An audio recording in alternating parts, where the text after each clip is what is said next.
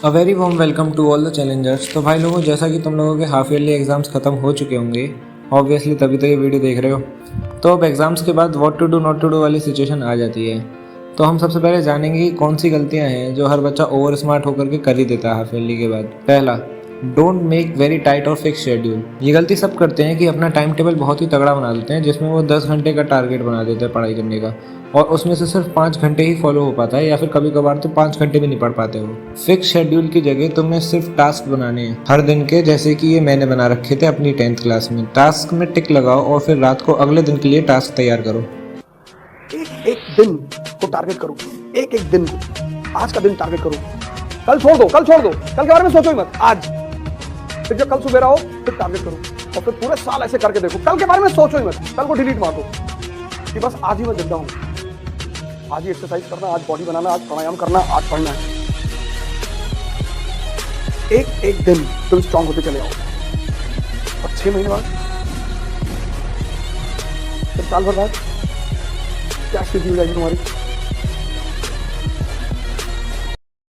और जो सच में स्मार्ट लोग होते हैं ना, वो अच्छे से एनालाइज करते हैं कि उनका कितना सिलेबस हो चुका है और कितना रह गया है, कितना बहुत अच्छे से हो गया है।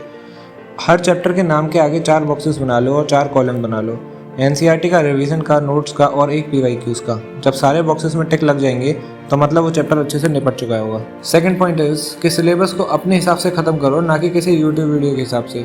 कई सारे रोड मैप आएंगे, कुछ पढ़े लिखे गंवार रोड मैप बनाते हैं और फिर बोल देंगे कि बस इसको फॉलो कर लो और तुम्हारे 98% पक्के हैं इन 3 महीने के अंदर। बट मैं गाली नहीं देता, नहीं तो इन लोगों को बहुत सुना था यार, ये बहुत पागल लोग हैं ये दोनों। मतलब दोनों ने, मतलब के सारे जितने भी रोड मैप बनाने वाले होते हैं ना, सब भाई नहीं आ सकते 95+ 3 महीने स्मार्ट वर्क से। और पहली बात तो 3 महीने का कोई स्मार्ट वर्क नहीं होता है। स्मार्ट वर्क ही होता है कि तुम सारा काम टाइम से पहले ही कर लो। अच्छा चलो, इसके ऊपर आगे चल के कभी वीडियो बनाऊंगा। Now come back to the topic. गलती नंबर 3, बच्चे यूट्यूब से बहुत ज़्यादा पढ़ाई कर लेते हैं।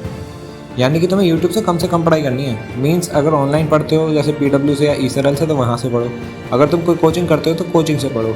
कई सारे बच्चे यूट्यूब से पढ़ते हैं और फिर उनको लगता है कि हाँ हमें समझ आ रहा है, और पढ़ते ही रहते हैं। फिर एक टाइम बाद जब वो एग्ज़ाम्स देने जाते हैं तो एग्ज़ाम में उन्हें कुछ भी याद नहीं आ रहा होता है, क्योंकि उन्होंने असल में प्रैक्टिस करी ही नहीं। और प्रैक्टिस करते हो जब तुम DPP दोगे, टेस्ट दोगे, या फिर NCERT के क्वेश्चन खुद सॉल्व करोगे लिख करके। अब देखो, प्रैक्टिस करने के लिए तुम ग्रुप ज्वाइन कर सकते हो हमारा टेलीग्राम का, और उसमें PYQs और डेली क्विज़ेस दो, अपनी रैंक पता लगाओ और अपने डाउट्स क्लियर करो। अब देखते हैं एक proper strategy to study science. सबसे पहले यूट्यूब से या अपनी कोचिंग से चैप्टर समझो और नोट्स बनाओ अच्छे से। फिर साइंस की NCERT उठाओ और रीड करना शुरू करो लाइन बाय लाइन। 10th में हो तो तुम्हारे पास NCERT पढ़ने का टाइम तो है, और जिसके पास ना हो वो गूगल से वीडियोस देखना छोड़ दो। मतलब इंस्टा की रील्स देखना छोड़ दो। फिर NCERT पढ़ने के बाद उससे अगले दिन तुम्हें NCERT के सॉल्यूशंस कॉपी में लिखने हैं, ओरली नहीं करने हैं। मैं पहले बता दूं, लिखने हैं तो लिखने हैं। इससे तुम्हारे लिखने की स्पीड बढ़ेगी और तुम्हें पता चलेगा कि एग्जाम में आता तो तुम आंसर कैसे बना के लिखते।